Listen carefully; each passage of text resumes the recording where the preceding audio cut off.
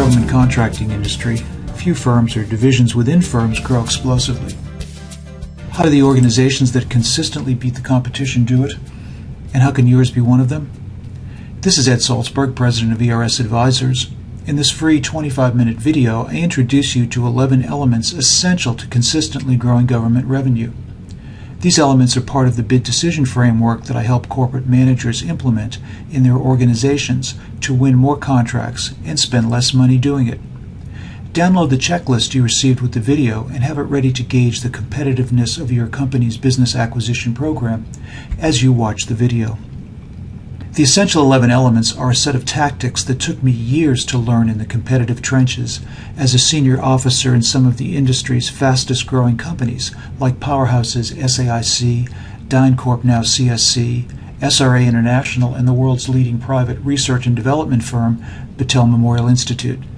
After 30 years in this business, I use that experience to help executives raise the trajectory of their business acquisition programs using these tactics to bid and win more often and compete successfully against the best firms in the business. I've found from experience that the leading government contractors have one thing in common.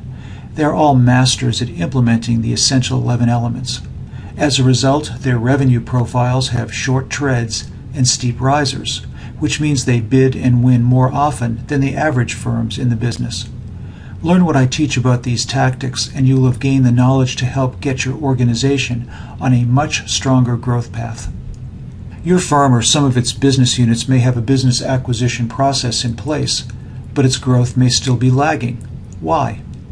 In my experience, it's because too often the request for proposal is released before the capture teams have all of the competitive information, like the standing of the incumbent, who the thought leaders are in the client office, and this information is needed to make an informed bid decision.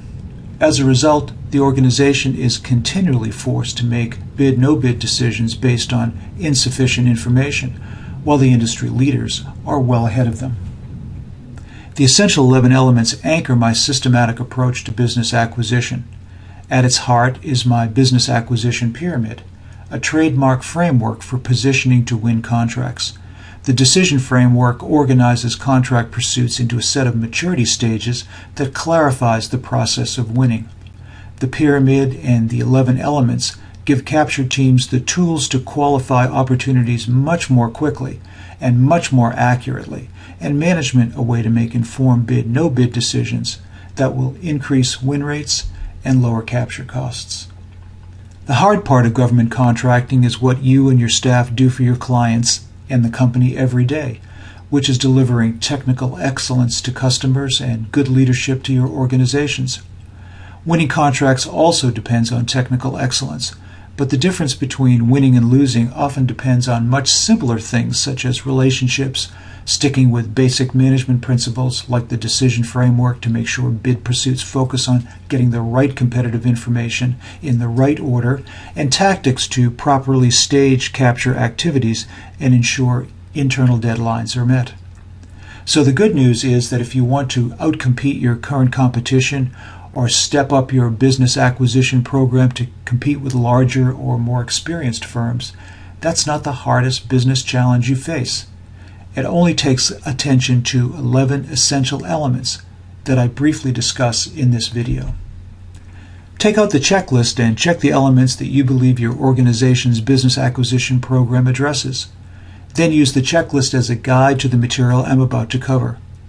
I provide guidance in the video on how to judge your company's program and whether or not to check a box. When you finish watching the video, go back to the checklist and see if you need to check or uncheck any of the boxes. Essential Element 1, Health Measures. I had a graduate school professor who continually said that you don't know much about something unless you can measure it. There are probably lots of counterexamples, but this caution does apply to business development. I use 5 indicators that measure BD heart rate, lung capacity, temperature, muscle mass, and blood flow. The first measure is firm contract backlog, which is the revenue from existing sources. It doesn't include revenue from bids and other sales activities, so it has to fall off over time. The slope or speed of the decline measures the urgency of the BD program. You can see why I label one of the firms relaxed and the other frantic. 3 of the measures address the status of the firm's bid pipeline. The bid decision pyramid illustrates the relationship among the pipeline measures.